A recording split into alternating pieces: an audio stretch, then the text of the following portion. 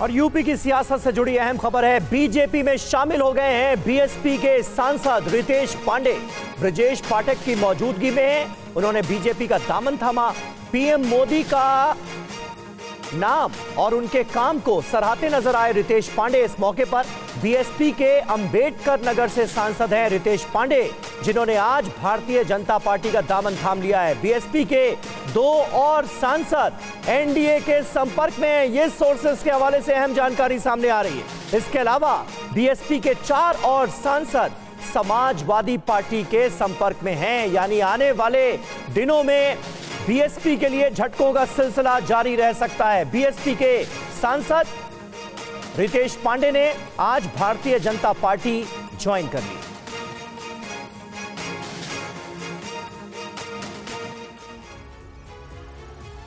और वहीं बीजेपी में शामिल होने के बाद क्या कहा गया रितेश पांडे की तरफ से, यह भी आपको बता दें। पीएम के नेतृत्व में काम का मौका मिला है, यह कहा गया है। पीएम की नीतियों से काफी प्रभावित हूं। तो बीजेपी में शामिल होने के बाद रितेश पांडे का जो पहला बयान है वो हम आपको बता रहे हैं।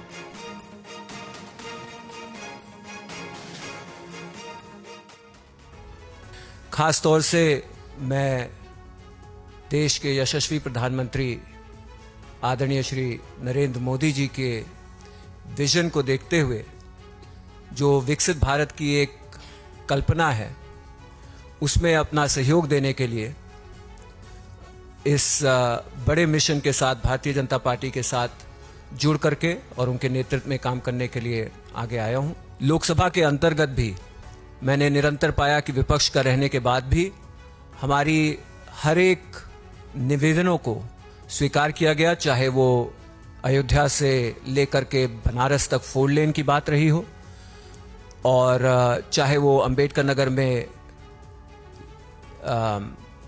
रिंग रोड बनाने की बात रही हो। हमारे क्षेत्र को विकसित करने में कोई कसर नहीं छोड़ी गई है। मैं इसी के साथ साथ आदरणीय नड्डा जी का भी धन्यवाद देना चाहता हूं। और रितेश पांडे का बीजेपी में शामिल होना बीजेपी के लिए कितना मददगार साबित होगा, ये रिपोर्ट आपको दिखाते हैं। रितेश पांडे उत्तर प्रदेश के अंबेडकर नगर लोकसभा सीट से सांसद हैं। 2019 का चुनाव बीएसपी की टिकट पर लड़े थे। अपने पहले ही चुनाव में धमाकेदार जीत हासिल की थी। 42 साल के रितेश पांडे की छवि भी साफ सुथरी है, युवा नेता में गिने जाते हैं। रितेश पांडे के पिता राकेश पांडे भी बीएसपी से सांसद रहे हैं, लेकिन राकेश पांडे अब समाजवादी पार्टी से विधायक हैं।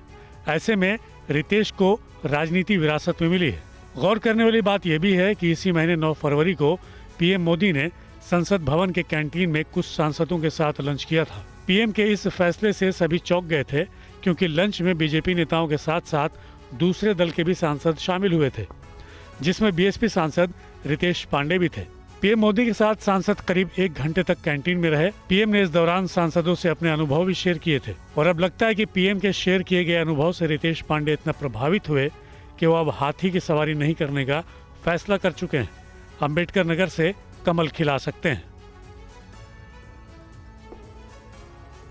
वहीं लोकसभा चुनाव के मद्देनजर दूसरे दलों में ठिकाना तलाश रहे बीएसपी सांसदों को लेकर पार्टी अध्यक्ष मायावती ने आज एक पोस्ट किया है।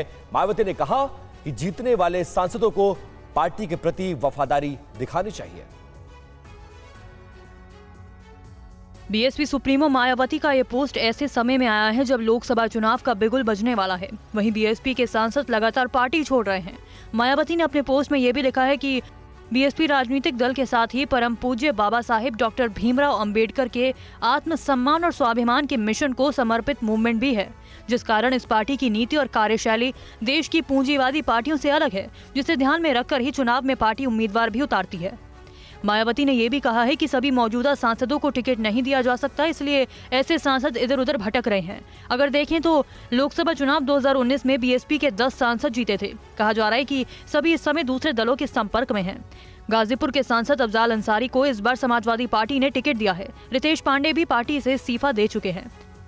अकेले दम पर चुनाव लड़कर गेम चेंजर होने का दावा कर रही बीएसपी को अपने सांसदों पर ही यकीन नहीं है।